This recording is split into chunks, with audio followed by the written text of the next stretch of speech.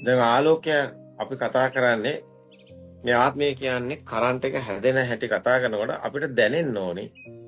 එහෙනම් අපිට මේ විවිධාකාර විදිහේ සත්තුන් කියලා කතා කරන්නේ පිස්සුවක් ඇදලා නෙමෙයි. පිස්සුවකට නෙමෙයි. ඒතකොට මේ ඇත්ත ලෝකේ මොකද්ද කියන එක හොයන්න ඕනේ.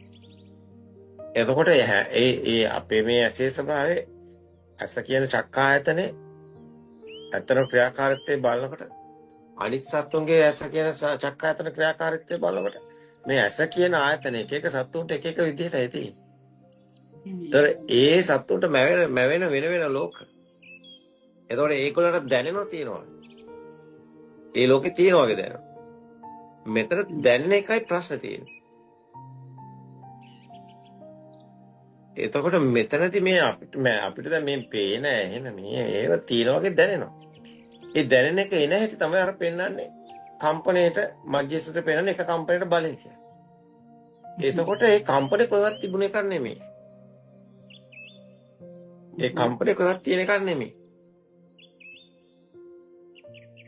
දැන් මෙතන මේ සකස් වෙන ධර්මතාවයක් කියනකොට එතකොට මේ ඇස කියන්නේ ආලෝකය කියන්නේ මේ ඇස කියන්නේ අපිට මේ පේන එක කොහෙවත් තියෙන එකක් නෙමෙයි. එතනම සකස් වෙන කම්පනයක්. නමුත් ඒ දැන් බැලුවාම පුංචි කාලේට ගියාම තොටිලෙන් දරුවටත් පේනවා. හැබැයි තොටිලේ ඉන්න දරුවටත් දැන් මේ ඒක කම්පන වේගෙට ඒක තියෙන වගේ දැනෙන එකක් එන නිසා තමයි තොටිලේ ඉන්න දරුවත් hina වෙන්නේ. රන්ටි ක්‍රිස්නාපාන. හැබැයි සිතුවිලි පහල වෙලා නැහැ. හැබැයි ඒ දරුවටත් ඒක දැනෙනකොට ඒක අපහසු වෙනකොට hina වෙනවා. පහසු වෙනකොට hina යනවා. ওই විදිහට ආයතන පහම වැඩ කරනවා. එතකොට ඒක දැනෙනවා. එතකොට මේ විඥානය කියලා කතා කරන්නේ හැමතිස්සෙම තියෙන වගේ දැනේ. එහෙම නැත්නම් ඒක සංඥා විඥානය කියන්නේ නැහැ. එතකොට දැනෙන එක එන්නේ කම්පන වේගයට. හැබැයි මෙතන දැන් අපිට බැලුවාම මේක ඇත්ත හොයනකොට තේරෙනවා අපි ඇස් නැතුව හිටියනම් ඒක නැහැ. හැබැයි ඒක එහෙම තිබුණ නැත්නම් අර පව එක හැදෙන්නේ නැහැ. එහෙනම් මේ දැනෙන එක තියෙන එතන. ආත්මේ තියෙන එතන. එහෙනම් පව එකේ තියෙන ආත්මේ. එහෙනම් කම්පනේ.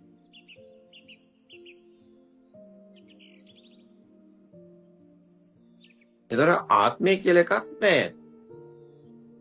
ආලෝකෙමයි. එතකොට මේකේ මූලයට ගියාම හේතු වෙන්නේ. කම්පනේ. ආත්මය කියන එකක් කොහෙවත් හම්බ වෙන්නේ නැහැ. මේ පව එක හැදෙන හැටි දකින්න. ඒතර පව එක තමයි ආත්මය කියන්නේ. මේකත් දැනුමක් නෙමෙයි. මේක දැනෙන්න ඕනේ. මේක දැනෙන්න ඕනේ. මේ දැනෙන පැත්ත ගොඩක් වැදගත්. මේක දැනෙන්නේ නැති කෙනෙකුට මේක නිකන් ඔය මතක තියාගෙන යන්නේ නිකන් කටපාඩම් කරන විදිහට කියන්නේ. ඒකට දැනෙන්නේ නැහැ. නමුත් එයා දන්නවා. ඒක තමයි කටපාඩම් කරන සිස්ටම් එක කියන්නේ. දැනෙන කෙනා අර විදවන කෙනෙක් නේ. මම විදවන්නේ නැතුව විභාගෙට උත්තර ලියලා ඔහේ ඕන එකක් කියලා අර එහෙම යන්නේ කෙනෙක්. එයාට මිනිස්සු දුක් විඳත් එකයි නැතත් එකයි එයාට ඒවා දැනෙන්නේ. ඒ තමයි අන්තිමට විභාග පාස් කරලා මිසයිල් උනත් හදලා මිනිස්සුන්ට මරලා දාන්න පුළුවන් කියන තැනට එන්නේ. මොකද දැනෙන්නේ නැහැ. ඒ තමයි ඔය යුද්ධ කරන්නේ. දැනෙන්නේ නැහැ. ඒ තමයි මේ මානවකයාගේ පරිහානිය. විනාශය. දැනෙන්නේ නැති මිනිස්සු බිහි වෙනවා. දැනෙන්නේ නැති මිනිස්සු බිහි වෙන යුගයක් බිහි වුණොත් මුළු සංහාරයක් වෙලාම නවතිනවා. මොකද උන්ට දැනෙන්නේ නැහැ. දැනෙන්නේ නැති අය වැඩක් නැහැ.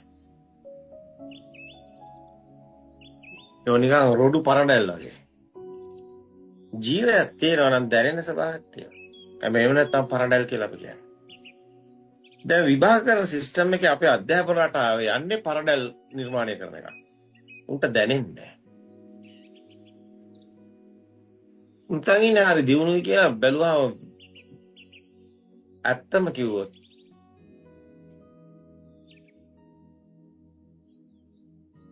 අර දැනෙන එකෙක් හිටියොත් ලොකු පරිවර්තනයක් කරනවා.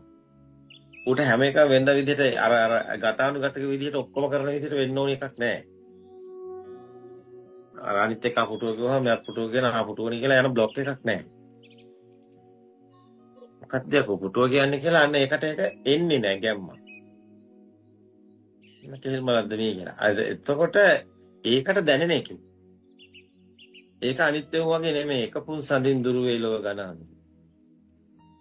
ඒ nekataru රසින් ලෙසට නොම වේ යතු. අර දැනෙන්නේ නැති වුන් 10 ගණන් හිටියත් වැඩක් නැහැ. උන්නික ෆොටෝකොපි මැෂින් එකයි. ෆොටෝකොපි 1000ක් ගැහුවත් වැඩක් නැහැ. ඒක ඔරිජිනල් නෙමෙයි. දැනෙන එක ආයෙම නැහැ. ලෝකේ යන්නේන ගමනේ යද්දෙන් කියලා අර කියනවා වගේ නෙමෙයි දැනෙන එක.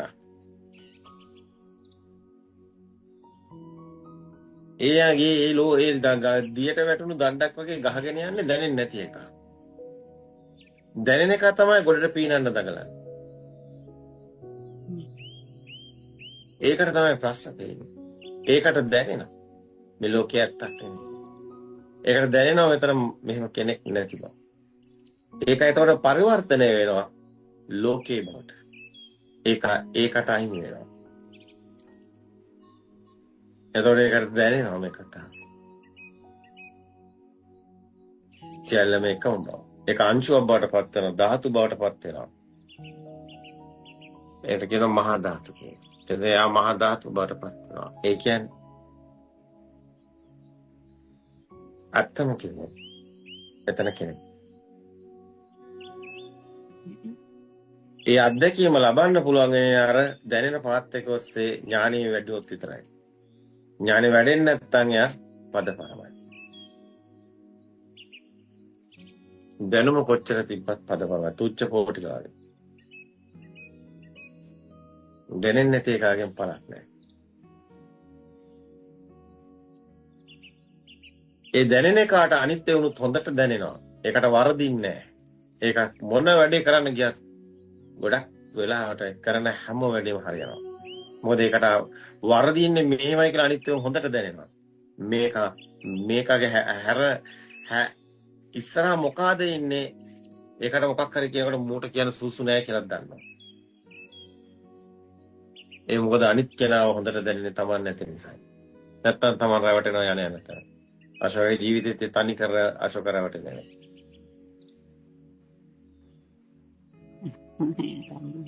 ඒකට හේතුව දැනෙන්නේ නැති නිසා. ඒකෙන් දුක් වෙනවා. අන්තිමට නිකන් අර තොරේ ලයිට් දාලා වගේ කියවුවට වැඩක් නැහැ. ඇත්තටම කිව්වොත් කරන්ට් එක ගිය දවසට තොරණ ඉවරයි. තොරේ ලයිට් දාලා වගේ කියවුවට වැඩක් නැහැ. කරන්ට් එක තියනවද නැද්ද කියලා දැනෙන්නේ නැත්නම් තොරණක නේද? තොරණක් නැහැ.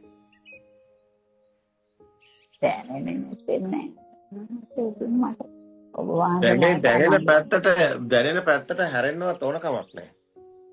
ඔය ඔතන ඇති ඔය කියවන එක කෙහෙල් මලක්වත් වැඩක් නැහැ. තමන් අවධානය යොමු කරන්න ඕනි. තමන්ට මෙතන මේ දැනෙන පැත්ත එකේ කොයිතරම් දුරට මේක දැනෙනවද කියන එක. තමන්ට දැන් අශෝක අපිත් එක්ක අපි මොන හරි දෙයක් කරන්න කියනවා අශෝකගේ පරිස්සම් වෙන. එහෙම නැත්නම් කියනවා අශෝක පරිස්සම් වෙන. ඇයි? අශෝක අනිත්‍යව දැනෙන්නේ නැහැ. මේක සුදුසුද මේක මෙහෙම කරොත් මොකද වෙන්නේ? මම මෙහෙම දැගලුවොත් මොකද වෙන්නේ? මේ අනිත් ඔක්කොම අශෝක කලබල නිසා දැනෙන්නේ නැති එකක් වෙනවා. ඔක්කොම අවුල් කරගෙන තමයි නවත්තන්නේ. එහෙම අති භයානකයි පරිස්සම් වෙන්න.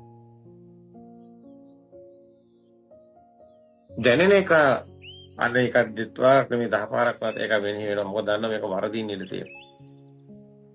මෙයා මේ වගේ. අරයා මේ වගේ. එයාට දැනෙනවා ඔක්කොම හොඳට. එයාට දැනෙනවා මේ ධර්මද හැම එකම වගේ මිනිස්සුන්වත් සත්තුන්වත් ඕන එකක් හොඳට දැනෙනවා. එයාට යාවත් දැනෙනවා. එයාගේ ස්වභාවය එයාට දිවෙනකොට ඒකත් දැනෙනවා. අසක්ෂයානේ. දන්නවා යා නැති වෙගෙන යනවා කියන්නේ. යා දන්නවා යාට නැති වෙගෙන යන ස්වභාවය සුඛ ස්වභාවය දැනෙන හැටි මේ එතන හැමතැනම එන්නේ මොකද්ද උද්දීපන නෙමෙයි. උද්දීපනේ වැඩි වෙනකොට යා දන්නවා මේ මම බලවත් කරනවා.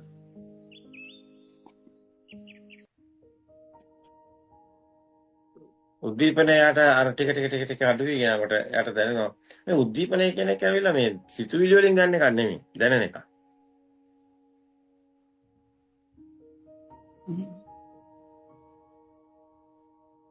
විතරයි පාත් එක තියෙන්නේ.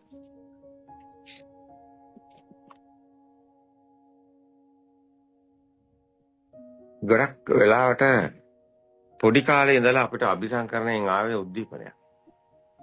අපිට තියෙන අර අහංකාරකම මාන්නකම ලොකු මමෙක්. ඒක බලවත් උනේ අර කම්පනයකට එකතු වෙලා ආපු ආලෝකයේ ශබ්දයේ ඒ සිතුවිලි ඔස්සේ ඇවිල්ලා බලවත් වුණා. ඒ කරන්ට් එක දැන් දුවනවා. බැලුවත් ස්පාර්ක් එන්නේ අර හයි වෝල්ට් එකක් වගේ. මමෙක්. ඕන දෙයක් හිතන්නෙත් මමෙක්. කියන්නෙත් මමෙක්. දැන් මේ මමයාගේ තියෙන පවර් එක කරන්ට් එක Tamanටම දැනෙන්නේ නැහැ. වතුරේ ඉන්න මාළුවට වතුර ගැන දැනෙන්නේ නැහැ. ආත්මීයම ඉඳපු අයට ආත්මය තුළම හිර වෙලා ඉන්න ඒකේ ඇතුළේම ගිමිදිලා ඉන්න අයට ආත්මය දැනෙන්නේ නැහැ. ආත්මීය ආරෝපණේ බලය වැඩි නිසා අසු වෙන්නේ නැහැ.